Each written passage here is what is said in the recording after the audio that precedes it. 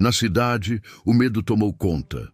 Pessoas estão sumindo, corpos aparecem mutilados e ninguém entende o que está acontecendo. A polícia investiga, mas tudo parece sem resposta. Há algo sombrio por trás desses crimes, algo que vai muito além da razão. Mas agora, o silêncio vai acabar. Antônio está voltando e ele não traz piedade nos olhos. Ao lado de César e de seu cavalo preto, ele vem em busca de vingança e sangue. Nessa história, a justiça tem outro nome e ele será lembrado. Não saia daí. Essa é uma história de violência, mistério e redenção. E cada segundo vale a pena assistir até o fim. Se você gosta de histórias cheias de mistério, ação e justiça feita com as próprias mãos, já se inscreve no canal e deixa o like agora. Isso ajuda demais o nosso trabalho e faz com que você não perca nenhum dos próximos episódios de Antônio e César. A história de hoje vai te prender do começo ao fim. Então, aumenta o volume, prepara o coração e vem com a gente para o sertão, onde a lei é feita à bala e o medo tem nome. Na região de Dalel, o silêncio começou a incomodar. No início, ninguém deu importância. Um homem não voltou para casa. Depois, uma mulher desapareceu voltando do trabalho. Então, mais 2 jovens sumiram de uma festa na beira do rio. A cidade achou que era coincidência, mas coincidência demais vira medo. E o medo começou a tomar conta de Dalel e das cidades vizinhas. As pessoas começaram a trancar as portas mais cedo. As luzes nas varandas, antes acesas até tarde, agora se apagavam antes da meia-noite. E o som que dominava as madrugadas não era mais o de sanfona e gargalhada, mas o das cigarras e do vento varrendo o sertão. A polícia tentou entender. Vasculharam mato, riacho, gruta, estrada velha. Nada. Nem pegada, nem sangue, nem vestígio. Os cães farejadores vinham e iam de volta com o rabo entre as pernas, como se o ar mesmo tivesse engolido gente, e quanto mais procuravam, mais sumiam. Agora, não era só em Dalel. Era também em Olho d'Água, São Ramiro, Monte Azul. Um rastro invisível de desaparecimentos, crescendo feito peste. Os jornais começaram a noticiar. Mistério no interior, dizia uma manchete. Sumiços em série assustam moradores do sertão. No rádio, um locutor de voz grave dizia que talvez fosse seita, talvez tráfico, talvez o diabo. Mas ninguém tinha certeza de nada, só sabiam que o medo estava virando rotina. Foi no entardecer, enquanto o sol se despedia em vermelho sobre o horizonte rachado, que uma dessas reportagens chegou até eles. Antônio e César. 2 homens que o tempo esqueceu. 2 fantasmas do sertão moderno. Antônio estava sentado à beira da estrada, afiando o punhal com calma, o rosto coberto pelo lenço de couro e o chapéu curvado sombreando os olhos. O cavalo preto, suado e impaciente, bufava ao lado, sentindo no ar o cheiro da terra seca. César, de pé, segurava um jornal amassado, com a manchete tremendo entre os dedos pelo vento. Sumiços em Dalel e arredores, leu ele em voz baixa. Já são mais de 10 pessoas. Antônio parou o movimento da lâmina, olhou para frente e o silêncio entre eles pareceu pesar o dobro. O que acha disso? Perguntou César. Antônio levantou o olhar. Acho que a justiça dormiu. E quando a justiça dorme, o mal acorda. O vento soprou, levantando poeira e silêncio. Naquela noite, enquanto as estrelas começavam a surgir, o som do rádio ainda ecoava num velho boteco à beira da estrada. O locutor dizia que mais 2 corpos haviam sumido. César bebeu o último gole de café frio e olhou para Antônio. É perto daqui. Dalel fica a uns 30 quilômetros. Antônio colocou o punhal na bainha, firmou o chapéu de couro e montou no cavalo preto. O couro rangeu. O animal relinchou baixo. Então vamos. O sertão anda precisando de resposta. Naquela mesma hora, do outro lado da cidade, o delegado Almir Encostava a cabeça no volante da caminhonete. O suor escorria pela testa, misturado com poeira. Tinham acabado de revirar um açude seco em busca de corpos. Nada. O subtenente, cansado, quebrou o silêncio. É o quarto lugar hoje, doutor. Nem sinal. Almir acendeu um cigarro, olhou para o nada e respondeu baixo. A gente está caçando sombra, soldado. Sombra e desespero. No rádio da viatura, o chiado de interferência se misturava à voz do operador. Central chamando. Mais um desaparecimento. Zona Norte de Dalel. Mulher, 26 anos. O cigarro de Almir caiu no chão. De novo não. A sirene soou fraca, cortando o silêncio da estrada de terra. Os dias passaram e a tensão virou parte da rotina. As pessoas não andavam mais sozinhas. Crianças não iam para a escola sem os pais. O comércio fechava cedo. O medo tinha cheiro, de suor e querosene. Num bar em Olho d'Água, um velho dizia que era castigo. O sertão tá pagando por pecado, velho. Outro, mais jovem, respondeu. Pecado ou não, alguém tá levando gente e sumindo sem deixar rastro. O som da conversa foi interrompido por um ruído distante. Cascos. O som se aproximava devagar, compassado, como batidas de tambor. Quando viraram o rosto, viram dois vultos descendo pela estrada. Um homem montado num cavalo negro, lenço cobrindo o rosto, rifle atravessado nas costas. Ao lado, outro de olhar firme, segurando uma bolsa de couro. O velho se levantou. É ele! É o homem do cavalo preto. O silêncio se espalhou pelo lugar.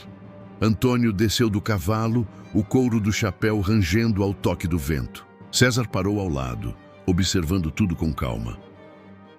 Querem saber o que anda acontecendo por aqui? Disse César, direto. A gente também. O dono do bar, trêmulo, apontou para o rádio. Tá aí, moço. Todo dia falam disso. Gente some, ninguém acha. Antônio passou a mão devagar na crina do cavalo, os olhos fixos no horizonte. Todo crime deixa um rastro, até o do diabo, e saiu caminhando rumo à estrada, o sol descendo devagar atrás deles, tingindo tudo de vermelho. Na delegacia, o delegado Almir ouviu o som de cascos parando diante do portão. Dois vultos à luz do entardecer, Antônio e César. O soldado na guarita engoliu seco. Quem são vocês? César respondeu primeiro. Gente que veio ajudar a encontrar o que vocês perderam. Almir saiu da sala, olhando desconfiado. Aqui não é lugar para justiceiro. Antônio tirou o lenço do rosto, os olhos duros como pedra. Então é lugar para covarde? O delegado travou o olhar por um instante, depois deu um passo para o lado, abrindo passagem. O que vocês querem? Antônio passou, firme. Saber onde começou o primeiro sumiço.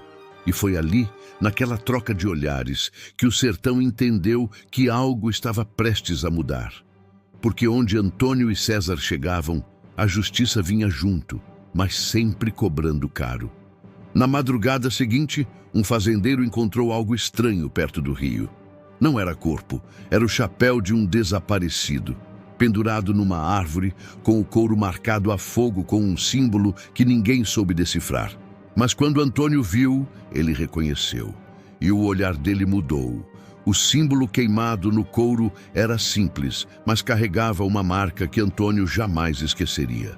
Um círculo cortado por 3 linhas tortas.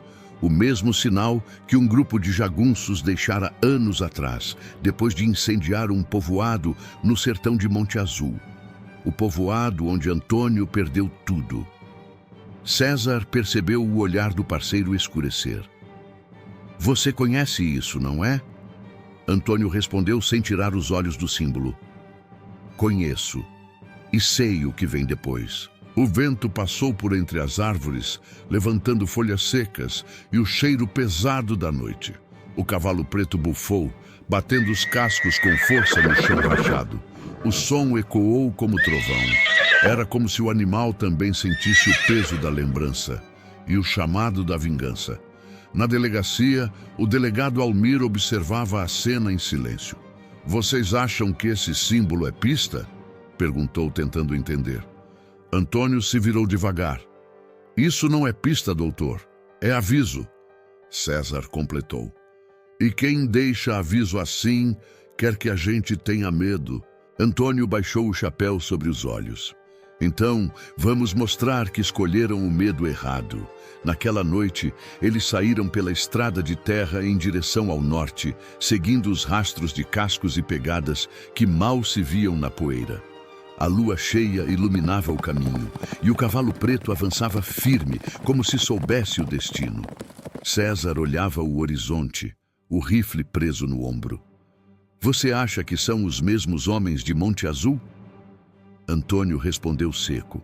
São, e ainda respiram por descuido. A trilha os levou até uma velha olaria abandonada, cercada por mandacarus e pedras.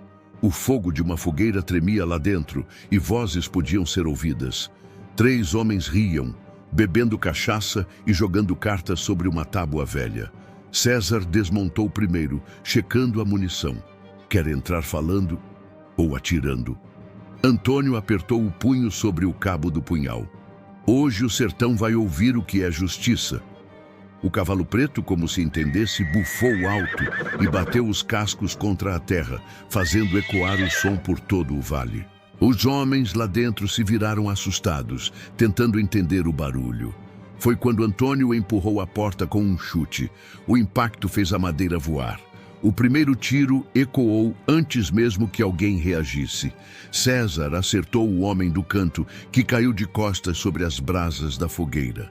O segundo tentou puxar a espingarda, mas o punhal de Antônio cravou-lhe a garganta antes que respirasse. O terceiro correu para os fundos, tropeçando nas pedras e gritando. Mas o cavalo preto já estava lá. O animal avançou com um relincho gutural, derrubando o homem contra o chão. As ferraduras desceram pesadas, levantando poeira e sangue. O silêncio voltou, cortado apenas pela respiração forte de Antônio. Ele limpou o punhal na roupa do morto e olhou para César. Só 3. O símbolo não é deles. Estão a serviço de alguém. César assentiu, o rosto manchado de fuligem. E esse alguém vai saber que o inferno já tem endereço. Entre os destroços da olaria, acharam uma caixa de madeira com mapas marcados, coordenadas e anotações. No canto, o mesmo símbolo, agora desenhado com precisão, como uma marca registrada. Antônio abriu um dos papéis. Transporte, linha da Léo, Serra do Espinho, 23 reais. É hoje. Montaram novamente no cavalo. O vento agora soprava mais frio, e o céu começava a se encobrir. A cada passo, o som dos cascos parecia um presságio. No alto da serra, luzes piscavam entre as pedras, lanternas e vozes. Eles se aproximaram devagar, observando o grupo reunido ao redor de caminhonetes. Homens armados, caixas sendo carregadas e o mesmo símbolo pintado no capô de um dos veículos. César ajustou a mira do rifle. São uns 8. Antônio olhou o cavalo preto, que bufou e raspou o chão com impaciência. 8 é número de sorte. O ataque começou como tempestade. O primeiro tiro de César atingiu o farol de uma caminhonete, mergulhando tudo em escuridão.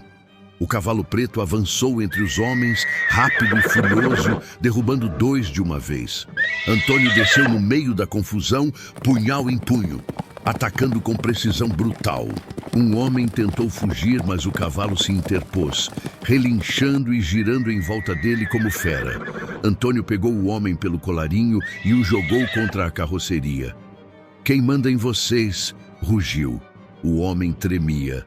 Eu só trago as cargas. Não sei nomes. Só sei do homem de chapéu branco. Antônio o encarou, os olhos faiscando sob a luz da lua. Então reza, porque ele vai precisar de ti como testemunha. Um tiro ecoou. O homem caiu. César baixou o rifle. Ia entregar o resto. Antônio respirou fundo. Eu sei, mas o inferno não gosta de atraso. As luzes das viaturas começaram a piscar ao longe. A polícia vinha pela estrada.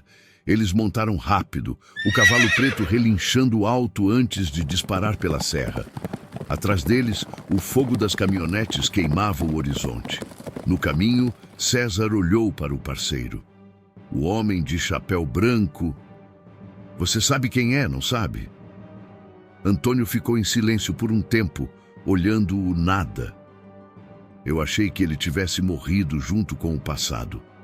César respirou fundo. Então o passado está voltando para cobrar. Antônio apertou as rédeas e o cavalo preto respondeu com um salto violento. Pois agora o passado vai aprender o que é morrer 2 vezes.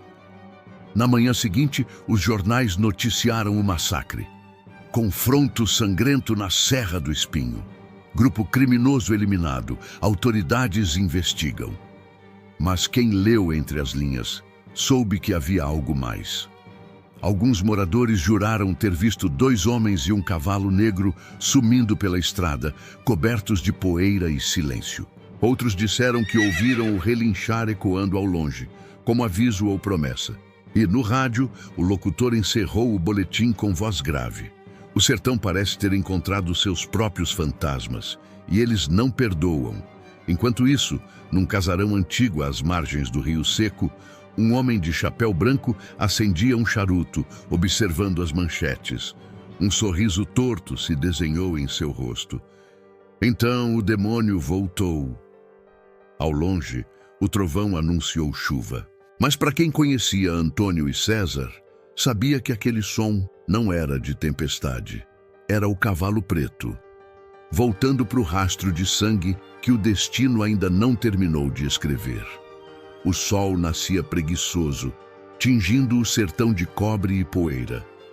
Antônio ajeitou o chapéu de couro gasto, de abas largas e pontas levantadas, marcado por tiros antigos e símbolos bordados em linha dourada. A jaqueta curtida no sangue e no tempo trazia medalhas de guerra e recortes de farda militar costurados no ombro. No cinto, punhais duplos. Na cintura, o revólver prateado com o cabo de osso herdado de um coronel morto à traição. Nos pés, alpercatas firmes de couro de boi. Cada pedaço da roupa contava uma história, e nenhuma delas tinha final feliz. Ao lado, César ajeitava a bandoleira cruzada no peito, conferindo o rifle de repetição. Era mais calado, mas os olhos falavam, frios, atentos, de quem já matou mais do que podia confessar. O cavalo preto mascava o ar seco, as narinas abrindo e fechando com impaciência. O brilho nos olhos do animal era quase humano. Havia raiva ali, um instinto moldado pela guerra. Antônio subiu no animal com o mesmo ritual de sempre. Uma passada firme, um toque na testa do cavalo e um murmúrio baixo, quase uma reza. Bora, parceiro! Hoje o inferno abre as portas. A poeira subiu quando avançaram pela estrada estreita. Atrás deles vinham os novos companheiros. Jonas, o cego, um homem de barba grisalha e olhos cobertos por um pano sujo, mas com a audição de um lobo. Mira, uma mulher magra de feições duras, ex-guerrilheira, perita em tiro de precisão, e Bento, o mais jovem, de pouco mais de 20, carregando no olhar a mistura de medo e devoção. Antônio olhou pelo ombro. A regra é uma só. Quem cruzar o caminho, paga com sangue. O grupo seguia rumo à antiga fazenda Capim Seco, lugar abandonado há anos, mas que, segundo o delegado Almir, servia agora de esconderijo para os homens do chapéu branco. Diziam que o lugar era maldito, mas Antônio não acreditava em maldição, só em dívida. O sol já começava a morrer quando viram as silhuetas da fazenda. Casebres apodrecidos, cercas tortas, o vento arranhando telhas velhas. Do alto de uma árvore seca, Mira observava pelo cano da carabina. 6 na frente, mais uns 4 nos fundos. Estão armados. Jonas, de ouvido apurado, completou. Tem mais 2 lá dentro. Um deles fuma charuto. César assentiu. o homem do chapéu branco. Antônio puxou as rédeas e o cavalo preto empinou, relinchando baixo. Ele olhou para o grupo. Cangaço não pede licença, cangaço invade. A resposta veio seca. É lei, disseram em uníssono. O ataque começou com silêncio. Mira acertou o primeiro vigia antes que o galo cantasse. A bala atravessou o olho do homem e o jogou contra o chão sem som. César avançou pela lateral, golpeando o segundo com o punhal antes que levantasse a arma. Jonas guiava Bento pela voz, ouvindo cada passo no chão de terra. 3 à direita, um carregando espingarda. Espera o vento. Agora! O garoto atirou e o estampido ecoou seco. Mas o barulho alertou os demais. Gritos. O som das balas ricocheteando nas paredes. Foi então que o cavalo preto partiu em disparada. Antônio o deixou solto e o animal se tornou fera. Avançou sobre um dos homens, derrubando-o com um coice que quebrou o maxilar. O segundo tentou fugir, mas o cavalo o prensou contra o portão, esmagando-lhe as costelas. Antônio desceu no meio do caos, girando o punhal na mão direita e o revólver na esquerda. 1 tiro. 2. O terceiro homem caiu de joelhos antes de entender o que acontecia. O cheiro de pólvora tomou o ar. O barulho das cigarras foi engolido pelos gritos. Mira, de cima, cobria a retaguarda com tiros precisos. Bento recarregava tremendo, o rosto manchado de suor e sangue. Jonas andava pelo som, os passos certeiros, o facão encontrando carne com precisão absurda. César, ao lado de Antônio, disparava sem hesitar. Um dos bandidos saiu correndo pela varanda com o ombro em chamas. Antônio o agarrou pelo colarinho e o jogou no chão. Quem manda em vocês? O chefe. O homem do chapéu branco. Ele disse que ninguém ia parar. Antônio olhou para o cavalo preto que bufava, coberto de poeira e sangue. Ninguém. Até hoje. Ele enfiou o punhal na garganta do homem e o deixou agonizar na terra. Lá dentro, o casarão estava mergulhado em sombras. O chão coberto de ossos de animais, velas queimando em pratos de barro. No centro, uma mesa com garrafas, cartas e um chapéu branco repousando sobre um jornal manchado de sangue. O som de um isqueiro que se abre, o cheiro de charuto. Achei que você tivesse morrido em Monte Azul, disse uma voz grave. Antônio deu um passo para dentro. O homem de chapéu branco ergueu os olhos, sorrindo por trás da fumaça. Morrer? Eu só deixei o inferno respirar um pouco. César mirou o rifle. Não respira mais. Mas antes que atirasse, 2 rajadas atravessaram o salão. Mira gritou do lado de fora. O vidro se estilhaçou. Bento caiu ferido na perna. Jonas puxou o garoto para o canto, os tiros zunindo sobre suas cabeças. Antônio avançou sem hesitar. Um dos capangas tentou detê-lo, mas o punhal do cangaceiro atravessou-lhe o peito. Outro veio por trás e o cavalo preto, rompendo a parede de madeira, o derrubou com um golpe de casco. O homem do chapéu branco recuou, rindo. Você não mudou, Antônio. Ainda acha que vingança é justiça. Antônio apertou o cabo do punhal, o rosto sujo de sangue e pó. No cangaço, justiça é o que sobra quando o Estado se cala. Ele disparou. O tiro atravessou o peito do inimigo, jogando-o contra a parede. Mas antes de cair, o homem sorriu, cuspindo sangue. O que está vindo é maior que você.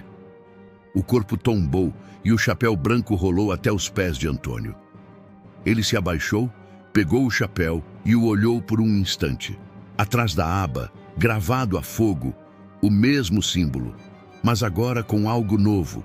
Um nome escrito abaixo, Cruz do Luar. César se aproximou. Isso não acaba aqui, não é? Antônio colocou o chapéu sob o braço, o olhar distante. Nunca acaba. O cavalo preto relinchou, levantando poeira e cinzas. O sol já nascia outra vez, tingindo tudo de vermelho. E naquele amanhecer, o sertão voltou a sussurrar o nome deles. Antônio, César, os novos cangaceiros, a lei da bala, da lâmina e do silêncio. Antônio olhava o símbolo queimado no couro do chapéu pendurado no galho seco. Era uma marca antiga. Um ferro em brasa com o desenho de um olho atravessado por uma faca. Ele já tinha visto aquilo antes. César percebeu. Conhece esse sinal? Antônio demorou a responder. Os olhos fixos no couro chamuscado, a mão firme sobre o punho do punhal. Conheço. É dos filhos do Breu. Um bando que devia ter morrido junto com o coronel Arnaldo há 10 anos. Mas parece que o inferno abriu as portas de novo, disse César, enquanto o cavalo preto bufava e arrastava o casco no chão rachado. O vento soprou, levantando poeira e cheiro de morte. Antônio montou. Se estão vivos, vão desejar não estar. Eles cavalgavam noite adentro, guiados pela lembrança e pelos rastros apagados na terra seca. O cavalo preto parecia sentir o medo no ar. Farejava o vento, relinchava baixo e seguia firme, como se soubesse o caminho. A primeira pista veio num velho rancho abandonado.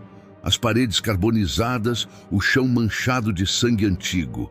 Dentro, pedaços de corda, garrafas e uma bandeira rasgada com o mesmo símbolo do chapéu. César acendeu o lampião.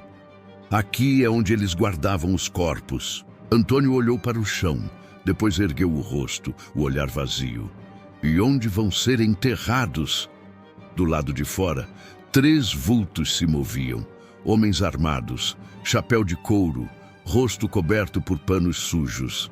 Um deles apontou a espingarda. Quem tá aí? Antônio saiu da sombra devagar, como se o tempo tivesse parado. O passado. O primeiro disparo ecoou. O cavalo preto empinou, relinchando alto, o som atravessando a noite como grito de guerra. Antônio girou o corpo e atirou. O estampido seco do rifle ecoou, e o homem caiu antes de terminar o segundo passo. César avançou por trás da parede, atirando certeiro. Um dos bandidos tentou correr, mas o cavalo negro disparou à frente, esmagando o homem contra o tronco com o peito. O som dos ossos quebrando se misturou ao estalo do couro do arreio. Antônio desceu da cela. A poeira caía devagar, misturada com sangue. Quantos restam? Perguntou César, recarregando. O suficiente para fazer a terra beber. No meio da carnificina, encontraram um caderno sujo de barro e sangue. Nomes escritos a lápis. Entre eles, o de várias pessoas desaparecidas. E mais abaixo, um nome circulado em vermelho. Irmão de Antônio. César respirou fundo. Era por isso que te chamaram de volta. Antônio fechou o punho. Agora acabou o tempo de rezar. Eles seguiram os rastros até uma antiga fazenda de gado, tomada por mato e urubus. Lá dentro, 5 homens os esperavam. Um deles, alto, com cicatriz no rosto, usava o mesmo ferro de marcar do símbolo. Antônio, achei que o diabo tivesse te levado, disse ele rindo. Antônio girou o rifle com calma. Levou, mas me devolveu com raiva. O tiroteio começou, rápido, brutal. As balas cortavam o ar como trovões. César acertou 2 de relance, se abaixando atrás de um barril. O cavalo preto arrombou o portão, atropelando outro homem que tentava fugir. Antônio entrou pela lateral, derrubando um com o cano da arma. O som seco dos golpes ecoava pelo galpão. O líder dos filhos do Breu tentou correr, mas Antônio o alcançou. O punhal brilhou à luz da lamparina. Você matou meu sangue, agora vai devolver o seu. O homem tentou implorar. Foi ordem, foi o coronel. O coronel tá morto e você vai fazer companhia. O golpe veio limpo, rápido, um corte na garganta. O sangue respingou no chão de barro. Antônio limpou a lâmina no lenço. O olhar frio. César se aproximou, olhando em volta. E agora? Antônio olhou para o fogo que começava a lamber as paredes do galpão. Agora o sertão vai dormir em paz. Por hoje. Enquanto saíam, o fogo consumia tudo. Madeira, corpos, passado. O cavalo preto marchava na frente, com o reflexo das chamas nos olhos. César olhou para o horizonte.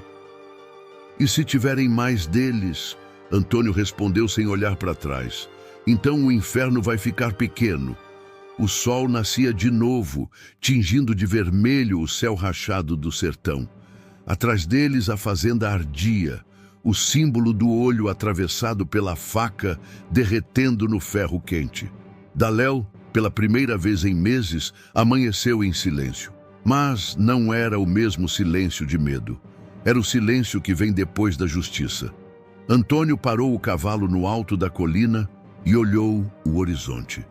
O sangue seca, mas o mal sempre acha um jeito de voltar. César ajustou o chapéu com um meio sorriso cansado. Então a gente volta também. Antônio assentiu.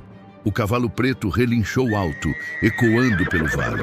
E assim, sob o sol que queimava o chão e o vento que levava o cheiro da guerra, os dois seguiram rumo ao próximo rastro.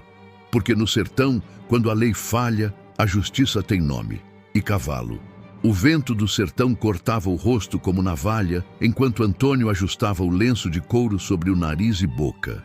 O chapéu de abas largas sombreava os olhos. A cartucheira cruzando o peito reluzia com o brilho da lua. O punhal na cintura pronto para qualquer reação e o rifle nas costas à espera do momento certo. César, ao lado, observava a estrada com a mesma atenção silenciosa. A bolsa de couro pendendo do ombro com os itens necessários para a caçada. Cordas, pólvora, algumas ferramentas improvisadas. O cavalo preto bufava, a crina negra refletindo a luz da lua, os cascos levantando pequenas nuvens de poeira seca.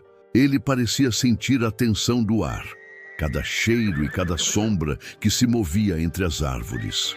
Seguindo as pistas do chapéu marcado a fogo, Antônio e César chegaram a uma velha fazenda abandonada nos limites de Daléu, cercada por canaviais e veredas que serpenteavam como serpentes.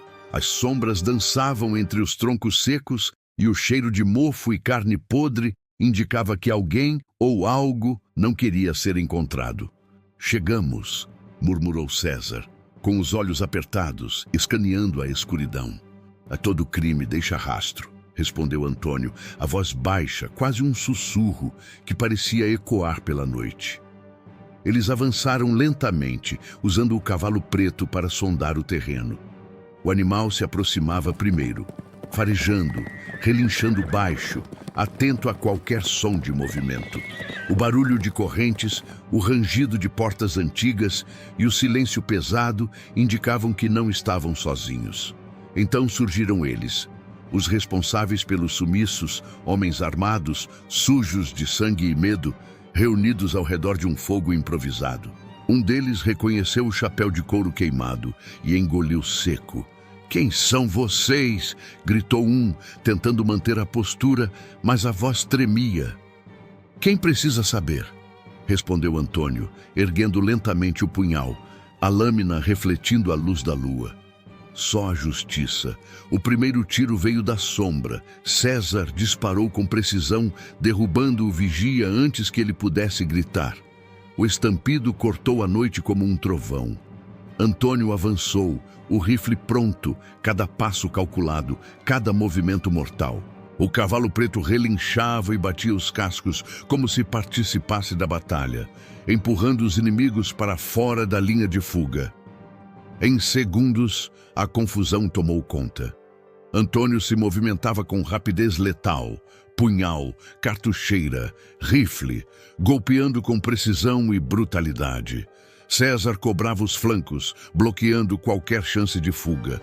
A poeira e o cheiro de pólvora misturavam-se ao grito dos homens, criando um cenário de terror silencioso, como se o próprio sertão estivesse punindo aqueles que desrespeitaram a lei do cangaço. Um dos culpados tentou fugir pelo canavial. O cavalo preto, ágil e feroz, avançou primeiro, relinchando e derrubando o homem que não teve tempo de reagir. Antônio se aproximou, o punhal traçando o destino de quem não teria perdão. Cada movimento era calculado, cruel, mas justificado pelo código de honra que carregava. quando o último homem caiu, silenciando o espaço com seu próprio medo e sangue, Antônio permaneceu em pé, respirando devagar, a cartucheira cruzando o peito, os olhos duros como pedra. O cavalo preto encostou-se ao lado, ainda inquieto, sentindo a tensão se dissipar lentamente. César limpou o rifle e olhou para Antônio. Justiça feita, mas o sertão ainda fala, ainda precisa de nós. É só o começo, respondeu Antônio, colocando a mão sobre a crina do cavalo preto. Onde a lei falha, a justiça do cangaço não falha. Eles reuniram os corpos e símbolos dos culpados, deixando o sinal claro para quem quisesse entender. A lei do cangaço estava ativa, e ninguém que cometesse crimes hediondos ficaria impune. A lua refletia no chapéu de couro de Antônio, nas armas, nos olhos do cavalo preto, que parecia brilhar com uma luz própria, como se ele também soubesse que aquela noite ficaria marcada na memória de todos os que ousaram desafiar o sertão. Antes de partir, César olhou para a cidade distante, para Daléu e os arredores, sabendo que a notícia correria mais rápido do que qualquer rádio ou jornal. Amanhã todos saberão, disse ele, que a justiça tem olhos que nunca dormem, completou Antônio. Montaram nos cavalos, o cavalo preto relinchando como se fosse a própria sombra da noite. Partiram em silêncio, deixando para trás o cheiro de pólvora, sangue e justiça. O sertão de repente parecia respirar aliviado, mas com a certeza de que a lei deles sempre poderia retornar. E enquanto desapareciam na escuridão, uma sensação de respeito e medo pairava sobre Daléu. O vento carregava a lembrança do que aconteceu, espalhando pelo sertão que Antônio e César eram mais que homens. Eram o medo e a justiça que o mundo moderno esquecia de aplicar. No horizonte, o sol começava a nascer, tingindo o céu de vermelho. O cavalo preto imponente seguia à frente, símbolo vivo da vingança, do código do cangaço e da crueldade justa de quem não aceita a impunidade. Antônio ajustou o chapéu, César fechou a bolsa de couro com os itens que restaram e juntos continuaram seu caminho pelo sertão. E a cidade? Daléu ainda respirava medo, mas com a certeza de que, se a escuridão voltasse, 2 fantasmas modernos estariam prontos para restaurar a ordem. Siga o canal agora e ative as notificações para não perder nenhum episódio de Antônio e César. Aqui a lei falha, mas a justiça deles é implacável. Deixe o like e comente o que faria no lugar deles. Diga também qual estrada eles devem seguir na próxima história. Cada ação sua mantém viva a lenda do cavalo preto e a justiça feita à moda do sertão.